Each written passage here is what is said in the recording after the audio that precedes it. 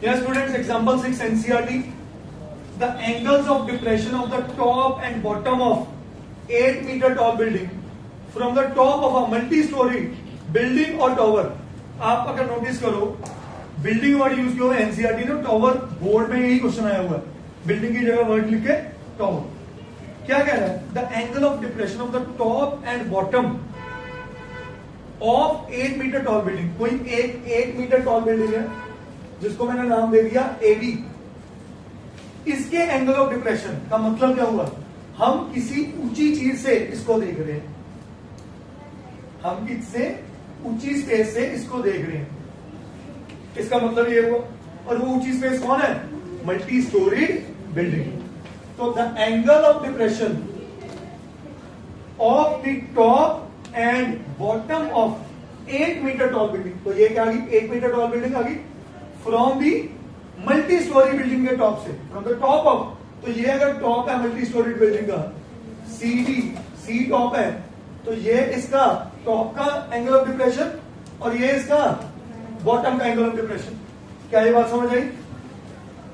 और ग्राउंड पे तो दोनों ही बनी हुई है, आर 30 डिग्री एंड 45 डिग्री। अब 30 डिग्री और 45 डिग्री के लिए मुझे पहले क्या बनाना पड़ेगा? क्या बनाना पड़ेगा? एक वर्चुअल लाइन बनानी पड़ेगी। कहां पे? ए पॉइंट पे कि डी पे? सी पे बनानी। क्या ये बात समझ आई सबको? जैसे ये बनाई, ये एंगल कितने डिग्री का आ गया? 30 डिग्री।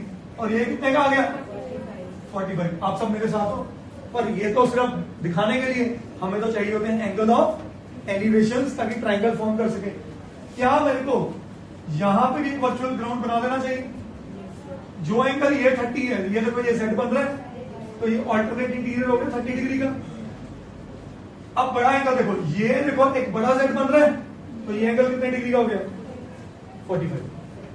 क्वेश्चन समझ आया कि नहीं आया? अब ए बी सी डी इसको नाम दे दिया ई। सही है। अब आ जाओ क्वेश्चन के अंदर। क्वेश्चन क्या कह रहे हैं?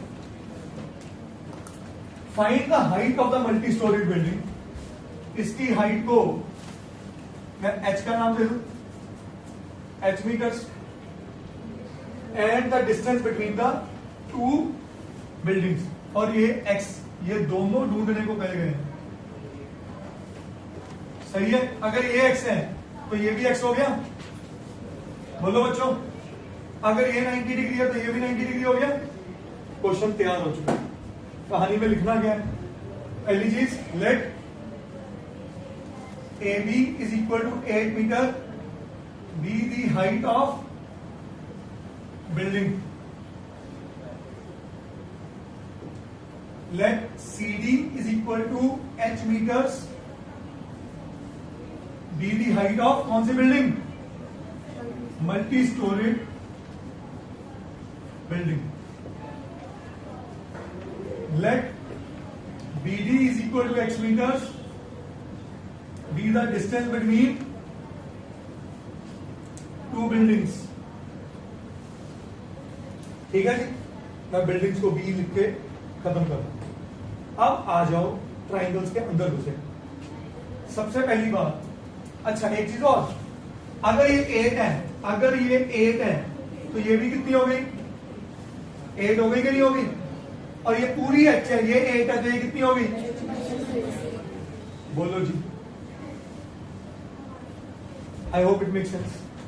Now in right triangle A E C, Simreet clear है बच्चा? इन right triangle A E C, सिमरीत क्या क्या लू इसमें? समझ आ रहा हो? फोकस कर। हाँ, तो अगर मैं लिख दूं h minus 8 upon x is equal to क्या होगा? tan 30। बहुत बढ़िया। और tan 30 किसके बराबर होता है? 1 अपॉन रूट 3। क्रॉस मल्टीप्लाई कर दें, root 3h minus 8 root 3 is equal to, तो ये x की वैल्यू आ गई। अब आ जाओ दूसरे ट्राइंगल में। चल भूमि, इन राइट ट्राइंगल बोलो दूसरा ट्राइंगल कौन सा?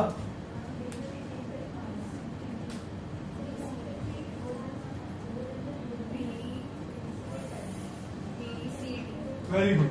तो मैं लिख लू सी डी बी हाँ जी, इसमें क्या क्या उम्मीद यूज करूं?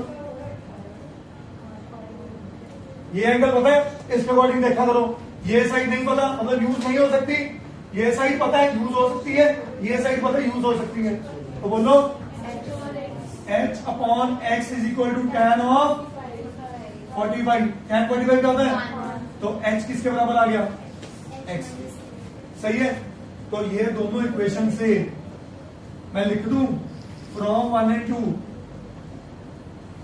√3h minus 8√3 is equal to h।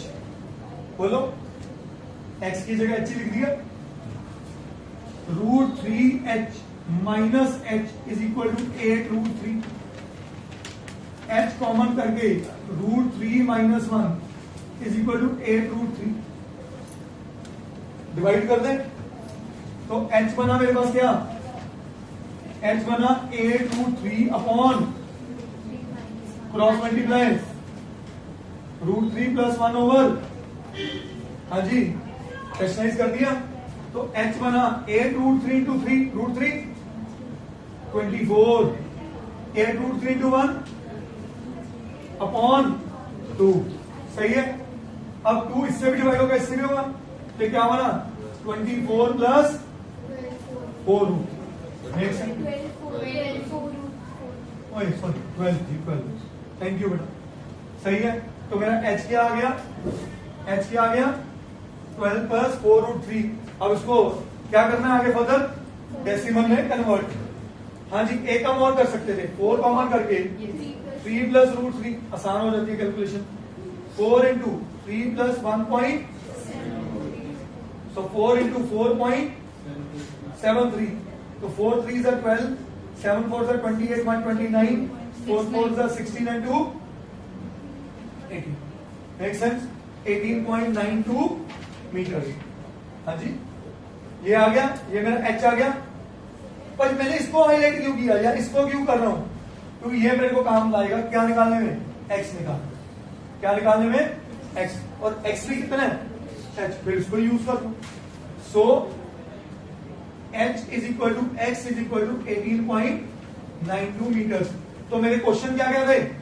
Find the height of what? Multi storeyed building. तो height of multi storeyed building, हाँ जी क्या निकल के आई? बोलो height of multi storeyed building 18.92 metre. And what is the distance between the two buildings? Again आपने please closing remark लिखना ही लिखना है, समझ गए? करिए।